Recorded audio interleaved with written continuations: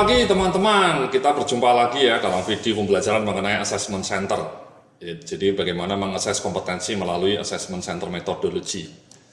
Jadi dalam video sebelumnya kita sudah belajar banyak mengenai berbagai instrumen ya yang digunakan dalam assessment center, termasuk juga cara memberikan ratingnya. Nah, dalam kesempatan kali ini kita akan bicara mengenai bagaimana kemudian menyusun laporan assessment.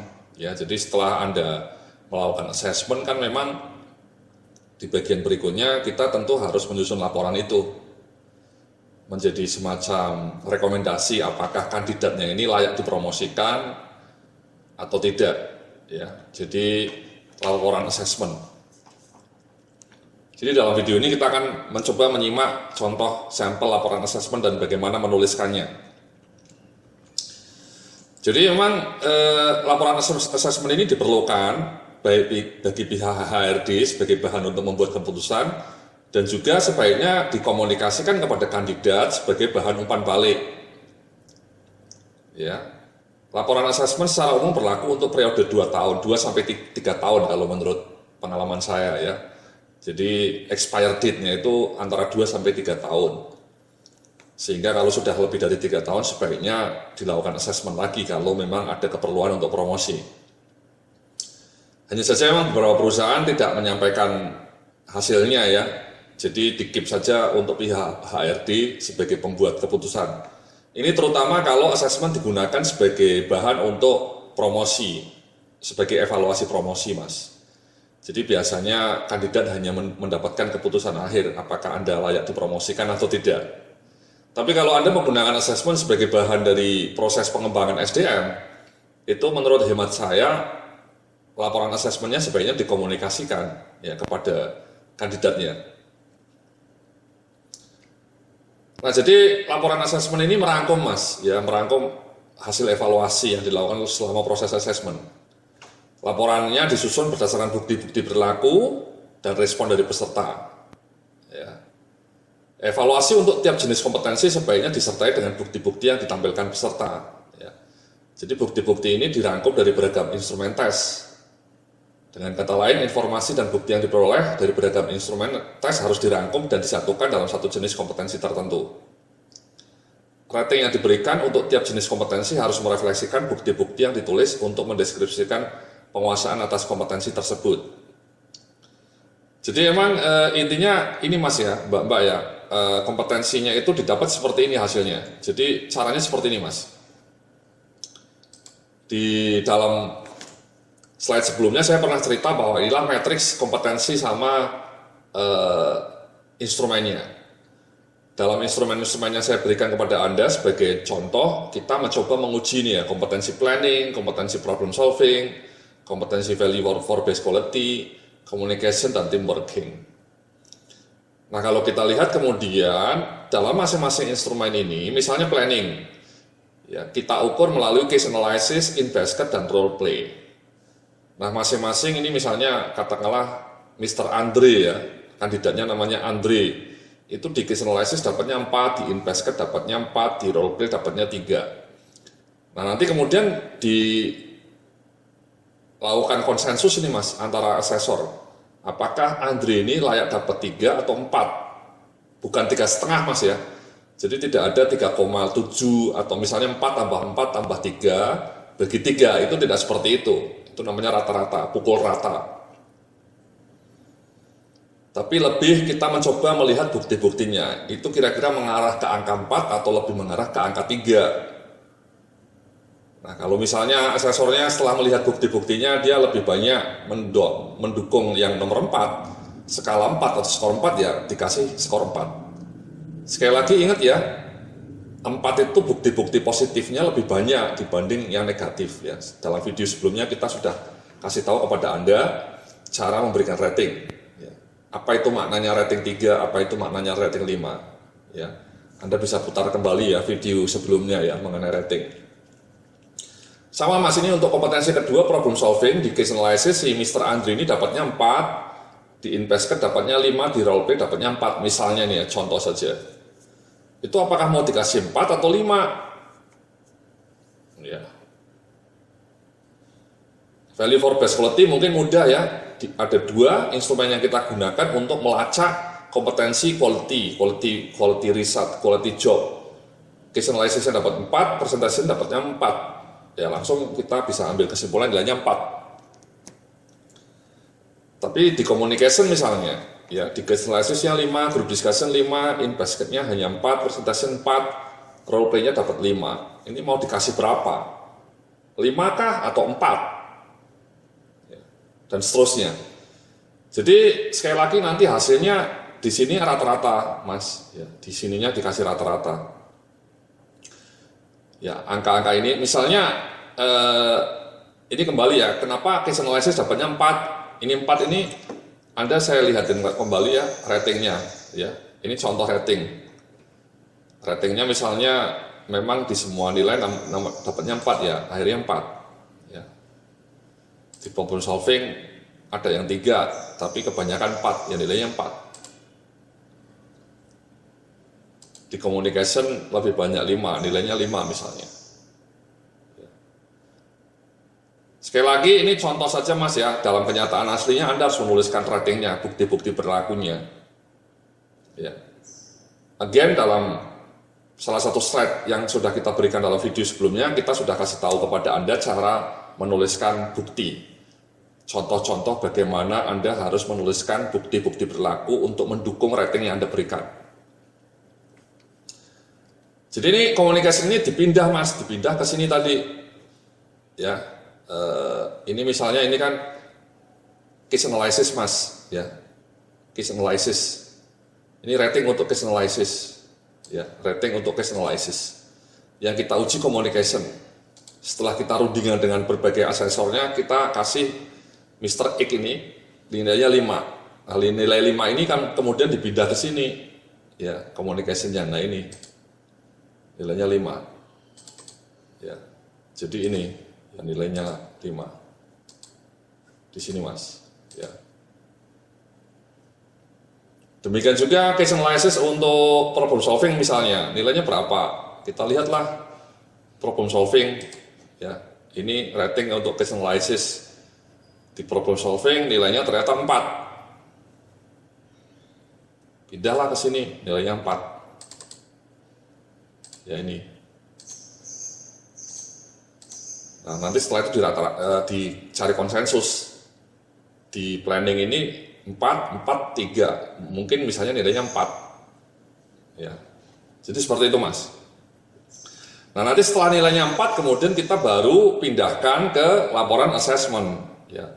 Saya mau ngasih contoh laporan asesmennya ini Mas, seperti ini. Nanti ini Anda bisa download juga ya. Ini contoh laporan asesmennya bisa Anda download juga. Ini awalnya ini hanya pengantar saja ya, latar belakang pendidikannya si kandidat gitu ya Mas ya. Sejarah karirnya, masuk perusahaan Anda tahun berapa, dipromosikan tahun berapa. Ini penting ini sejarah karir ini. Banyak perusahaan yang tidak punya database sejarah karir karyawannya, itu tidak punya. Harus punya Mas. Jadi Anda tahu pergerakan karir sepanjang karyawan Anda kerja di perusahaan Anda itu, mungkin ada yang sudah 10 tahun, ada yang 15 tahun, itu secara karirnya ditulis. Nah setelah ada pengantar latar belakang pendidikan secara karir, baru kita kemudian analisa perkompetensinya. Nah ini misalnya planningnya tadi nilainya 4. Ya, dari mana itu 4 ini? Ya, dari ini Mas. Ya, kita sepakat ngasihnya 4. Ya. Kita sepakat ngasihnya 4 untuk planning. Nah 4-nya ini kemudian disusun ini Mas, dikasih ini namanya narasi. Ya, dalam sebagian besar simulasi yang diberikan, Andri memperlihatkan kemampuan yang baik dalam kompetensi ini. Dalam proses penyelesaian tugas, ia mampu merencanakan langkah-langkah secara sistematis berdasarkan analisa yang logis terhadap masalah yang ada. Seperti yang terlihat dalam salah satu proses exercise, Andri mampu menyelesaikan tugas-tugasnya berdasarkan schedule kerja dan deadline yang telah ia susun sebelumnya. Ia juga mampu menetapkan sasaran yang harus dicapai dalam suatu pekerjaan dengan spesifik, dengan menyebut dimensi yang terukur dan dapat dievaluasi keberhasilannya. Dengan demikian, langkah-langkah yang dilakukan untuk menyelesaikan masalah menjadi lebih efektif karena jelas sasarannya. Nilainya 4, Mas. Ya, ini namanya narasi. Ya, narasinya ini diambil dari mana? Ya, dari tadi, Mas. Ketika Anda menilai kan nanti di sininya ada ratingnya nih Mas, ada catatan Anda. Ya, ilustrasinya Anda catat di sinilah. Nah, catatan Anda itu kemudian dirangkum kembali, ditulis ulang, dirapikan, ditulis dalam hal seperti ini. Ya. Contoh kedua misalnya ya, skornya bahkan 5 ini, problem solving. Dari mana 5 ini? Sama Mas ya, ini problem solvingnya, nilainya dianggap 5 misalnya ya. Ini dianggap 5, bukan 4. Kenapa 5? Ya ini Mas ya, dalam kompetensi ini Andre mampu menunjukkan kemampuan yang menonjol. Ia terlihat mampu mengidentifikasi dan menganalisa setiap masalah yang dijumpai dan dapat memberikan sejumlah alternatif tindakan guna mengatasi persoalan. Sebagaimana yang ditujukan dalam salah satu exercise, sebelum mengambil suatu keputusan, Andre juga selalu menganalisa dan mempertimbangkan fakta dan informasi yang relevan, serta hubungan sebab akibat antara satu masalah dengan masalah lainnya. Sebagai misal, hal ini terlihat dalam salah satu simulasi yang diberikan, di mana ia mampu mencermati sejumlah dokumen yang berhubungan dengan permasalahan yang dihadapi. Pola kerja semacam ini tampaknya didukung oleh profil Andre yang memiliki kemampuan untuk melihat suatu permasalahan secara makro, dan kemudian memfokuskannya pada elemen masalah yang dianggap paling penting. Ya, jadi itu narasinya sekali lagi didasarkan pada observasi selama proses assessment. Ya. Nah, di communication juga kebetulan nilainya 5. Sama nih, dari mana Mas? Ini ya, ada 5, 5, 4, 4, 5. Kita kasih 5 karena lebih banyak yang positifnya. Ya, ini bisa kita baca kembali ya. Dalam kompetensi ini, Andre terlihat memiliki kemampuan yang amat baik. Andre mampu menyampaikan informasi dengan suara yang jelas, dengan tempo bicara yang baik. Dia mampu mengekspresikan gagasan-gagasan yang dimilikinya pada orang lain dengan runtut, sehingga mudah dipahami oleh orang-orang yang mendengarkannya. Ya, dalam kegiatan kelompok, Andre banyak memberikan gagasan-gagasan yang dapat diterima oleh orang lain. Kemampuan dalam bentuk tulisan juga terlihat sangat baik ya. Alur pikirannya dapat dituangkan dalam bentuk tulisan yang runtut dan menarik, sehingga pesan yang ingin disampaikan kepada pembaca dapat dipahami dengan efektif.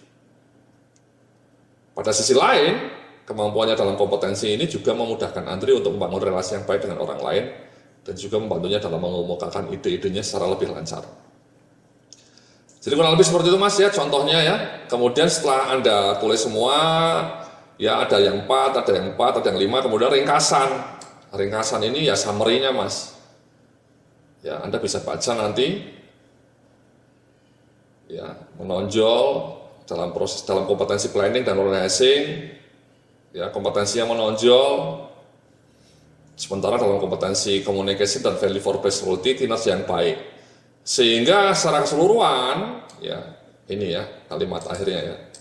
Potensi kekuatan yang dimiliki Andre lebih banyak dibanding kelemahannya. Hasil assessment memperlihatkan bahwa Andre mampu menunjukkan kinerja yang memuaskan. Dan karena itu Andre merupakan calon yang kuat untuk dipromosikan ke posisi yang lebih tinggi dan dengan gaji yang lebih maknyus. Oke. Jadi seperti itu Mas ya laporan assessment itu ya. Jadi pertama-tama pengantar dulu, setelah itu Anda breakdown per kompetensi dengan mengacu pada bukti-bukti berlaku yang Anda dapatkan ketika observasi. Setelah masing-masing kompetensi dipetakan, kemudian disimpulkan, dan kemudian rekomendasi. Ya.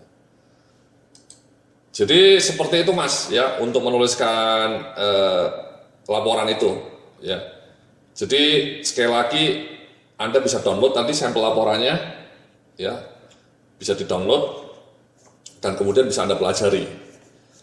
Jadi itulah bagian terakhir dari modul video mengenai assessment Mas ya. Jadi sekali lagi untuk wrap up kita mau coba lihat ya. Jadi selama beberapa video ini sampai ada sekitar 14 video ya, Anda belajar mengenai apa itu assessment center, peran assessor. Kita juga sudah belajar berbagai instrumennya, in-basket, role play, case analysis, group discussion, kompetensi based interview atau kita kenal juga dengan behavioral event interview, BEI. Kemudian kita juga belajar mendesain instrumen assessment center dan menulis laporan assessment barusan ya. Sekali lagi Anda bisa download nih materinya dalam bentuk PDF dan juga materi instrumennya bisa Anda download dan juga sampel laporan asesmennya. Demikianlah pembelajaran kita mengenai assessment center, mudah-mudahan memberikan manfaat yang barokah bagi kehidupan Anda ya, kehidupan profesional Anda di masa kini dan di masa mendatang. Terima kasih, sampai jumpa dalam topik berikutnya. Salam sukses, penuh kemuliaan.